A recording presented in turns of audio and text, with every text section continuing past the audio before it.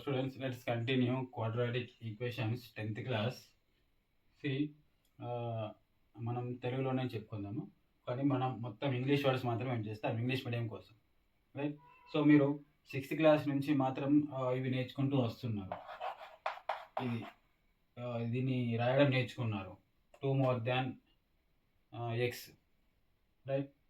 ఇలా. So find the value of x plus 2. 6th క్లాస్లో మనం నేర్చుకున్నది ఏంటంటే find the value of x plus 2. ఇలాంటి ఎక్స్ప్రెషన్ ఇచ్చేసి మీకు వెన్ x వాల్యూ ఈస్ 1 2 3 4 ఇలా ఇచ్చారు మీకు 6th క్లాస్లో. మీకు గుర్తుందో లేదో 10th క్లాస్లో ఉన్నారు. అంటే మీకు సొల్యూషన్ అంటే ఏంటిది అర్థం అవ్వాలంటే మీరు కొద్దిగా టైం స్పెండ్ చేయాల్సిందే, రైట్? సో ఇప్పుడు x వాల్యూ అంటే ఇక్కడ అర్థం చేసుకోవాల్సింది ఏంటంటే x ప్లస్ 2 అంటే 2 అండ్ x రెండు యాడ్ చేశారు. అంటే x వాల్యూ అనేది దీన్ని 2 more than x అని కూడా అనొచ్చు, x more than 2 అని కూడా అనొచ్చు, రైట్? సో అయితే ఇక్కడ మీకు x అనేది వేరియబుల్ అన్నమాట. x వాల్యూ ఏమన్నా కావచ్చు. సో x వాల్యూ మారుతూ ఉంటే మనకు x ప్లస్ 2 వాల్యూ మారిపోతూ ఉంటుంది. అదే ఏంటిది, ఇది ఎక్స్ప్రెషన్ అంటారు, value of the expression. x plus 2 value, ఒకవేళ x వాల్యూ 1 2 3 4 ఎందుకో ఏమవుతుంది, x వాల్యూ 1. ఇది 10th క్లాస్లో ఉన్నారు కాబట్టి మరి ఇప్పుడు 10th క్లాస్లో ఉంటే మీకు ఏం డిఫికల్ట్ కాదు.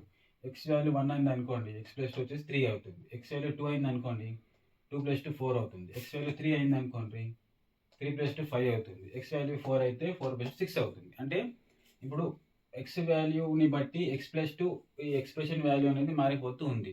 అది దాంట్లో ఒక స్పెషాలిటీ ఉంటుంది. సో ఇప్పుడు x వాల్యూ 1 అయితే మనం చూసాం. ఇప్పుడు రివర్స్లో x వాల్యూ కనుక -1 అయింది అనుకోండి, x ప్లస్ 2 వాల్యూ ఏమవుతుంది, -1 ప్లస్ 2 ఈజ్ ఈక్వల్ టు 1 అవుతుంది. I'm not teaching here integers. So లేకపోతే -1 ప్లస్ 2 ఉన్నప్పుడు ఏం చేయాలంటే దీని మీనింగ్ ఏంటంటే ఇది అడిషనే, కాకపోతే ఒకటి ప్లస్ 2 ఉంది, ఇంకోటి -1 ఉంది, రైట్? సో +1 వస్తుంది. సో x వాల్యూ కనుక -2 అయింది అనుకోండి, x ప్లస్ 2 వాల్యూ ఏమవుతుంది, -2 ప్లస్ 2 ఈజ్ ఈక్వల్ టు 0 అవుతుంది. సో ఈ అన్ని కేసులలో ఇప్పుడు మీరు ఇంతకుముందు కూడా మనం డిస్కస్ చేసాం.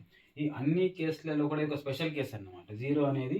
అంటే ఈ ఎక్స్ప్రెషన్ వాల్యూ అనేది ఒకే ఒక వాల్యూ వద్ద 0 అవుతుంది మనకు, x ప్లస్ 2 అనేది. సో అది వచ్చేసి ఇప్పుడు ఎక్స్ప్రెషన్ వాల్యూ ఎక్కడైతే 0 అవుతుందో అక్కడ ఆ వేరియబుల్ వాల్యూని వచ్చేసి ఆ ఎక్స్ప్రెషన్కి సొల్యూషన్ అని అంటాం, రైట్? ఇక్కడ x equal to -2. x equal to -2 అయితే ఏమవుతుంది, x ప్లస్ 2 వాల్యూ 0 అవుతుంది. అదే ఇప్పుడు ఒకవేళ కనుక తీసుకెళ్ళామనుకోండి ఏమవుతుంది, మళ్ళీ x ప్లస్ 2 ఈక్వల్ టు 0 అవుతుంది. అదే అనమాట. అంటే ఏంటిది, value of the variable. Solution అంటే ఏంటిది, the value of the variable wear the value of the expression becomes 0 is called solution of that expression equation, right? ఎందుకంటే మనం ఈక్వల్ టు 0 రాసుకున్నాం కాబట్టి 0 అవుతుంది రాసుకుంటున్నాం కాబట్టి. సో ఇది ఈక్వేషన్, రైట్? ఎక్స్ప్రెషన్ ఉంది ఇప్పుడు, కానీ ఎక్స్ప్రెషన్లో మనము వేరియబుల్కు డిఫరెంట్ వాల్యూస్ ఇస్తూ పోతే ఎక్కడ ఒక చోట ఎక్స్ప్రెషన్ వాల్యూ కూడా 0 అవుతుంది, రైట్? సో అదే సొల్యూషన్ అంటే. ఇప్పుడు దానికి బదులు మీరు x -2 తీసుకోండి. ఇప్పుడు x -2 వాల్యూ ఏ x వాల్యూ వద్ద దీని వాల్యూ 0 అవుతుంది. సో x వాల్యూ 2 రాసుకుంటారు అనుకోండి, 2 - 2 0 అవుతుంది. So x is equal to 2 is the solution of this expression. ఈ ఇలా రాసుకుందాం. x -2 వాల్యూ ఎక్కడ 0 అవుతుంది, x వాల్యూ 2 అయితే x -2 వాల్యూ 0 అవుతుంది. ఇంకోటి తీసుకుందాం, x -3 ఈజ్ ఈక్వల్ టు 0 తీసుకుందాం. If x -3 is equal to 0 ఎప్పుడు అవుతుంది మనకు, x ఈజ్ ఈక్వల్ టు 3 అయితే అవుతుంది. మరి మీరు ఇటు తీసుకెళ్ళి చేయని అవసరం లేదు. x -3 x వాల్యూ 3 అయితే 3 - 3 0 అవుతుంది అంతే. ఒకవేళ మీరు ఇఫ్ యూ టేక్ x -3ని అటు తీసుకెళ్ళినా కూడా 0 + 3 ఈజ్ ఈక్వల్ టు 3 అవుతుంది. x వాల్యూ 3 అవుతుంది. ఇప్పుడు మనం వీటిని మల్టిప్లై చేద్దాం ఇప్పుడు, సరేనా? సో x -2 ఇంటూ x -3ని మనం మల్టిప్లై చేద్దాం. So x -2 is equal to 0, x -3 value కూడా 0. మల్టిప్లై చేస్తే మళ్ళీ ఏమొస్తుంది మనకు, 0నే వస్తుంది. అంటే ఇంకో రకంగా చెప్పుకుంటే ఇది 0 అయినా ఇది 0 అయినా మొత్తానికి ఇది 0నే వస్తుంది మనకి, రైట్? ఏదో ఒకటి 0 అయినా కూడా 0నే వస్తుంది, రైట్? ఒకేసారి రెండోది 0 కావు. x వాల్యూ ఒక సింగిల్ వాల్యూ తీసుకున్నప్పుడు సో అయితే ఇదన్నా 0 అవుతుంది, x వాల్యూ 3 తీసుకుంటే 0 అవుతుంది, కానీ 0 కాదు కాబట్టి 0 ఇంటూ దిస్ ఆల్సో 0 ఉంటుంది, రైట్? సో మొత్తానికి 0నే అవుతుంది, రైట్? సో ఇప్పుడు నేను మల్టిప్లై చేసాం అనుకోండి, ఎలా మల్టిప్లై చేస్తాం, x into x is x square, x into -3 is minus 3x minus 2 into x is minus 2x plus minus 2 into minus 3 is plus 6 is equal to 0. So ఇదే వచ్చేసి మనకు ఇదొక లీనియర్ ఈక్వేషన్ మల్టిప్లై చేసుకుంటే quadratic equation X square minus 6x X square minus 5x plus 6 is equal to 0. So దీన్నే మనం quadratic equation అంటాం. So highest power of the variable must be 2.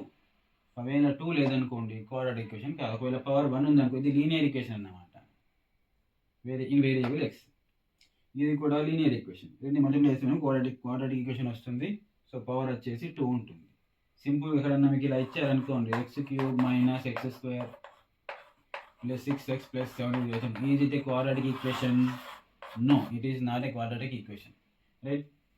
ఇప్పుడు మళ్ళీ ఇలా ఇచ్చారనుకోండి x plus 1/x is equal to some 6 ఇచ్చారనుకోండి is it a quadratic equation? Yes, right. X plus 1/x is equal to 6 ఇచ్చారనుకోండి. So ఇది quadratic equation అవుతుందా? అవుతుంది. ఎందుకు? సో ఇప్పుడు ఎల్సిఎం తీసుకోవాలా మీరు. 1కి ఎక్స్కి ఎల్సిఎం వచ్చేసి ఎక్స్, రైట్. సో ఇప్పుడు 1 టేబుల్ చదివితే ఎక్స్ ఎప్పుడు వస్తుంది? ఎక్స్ టైమ్స్లో వస్తుంది. ఆ X into numerator X plus X table చదవండి 1 టైమ్ ఎక్స్ అవుతుంది. 1 into 1 is equal to 6.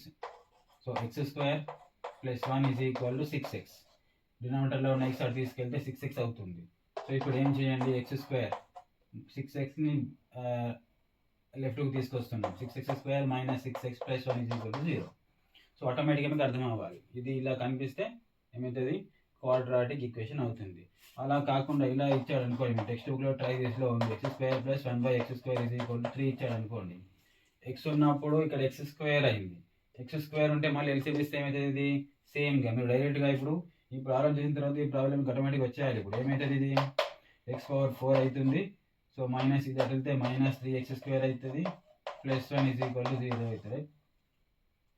X square power 4 minus 3x square plus 1 is equal to 0.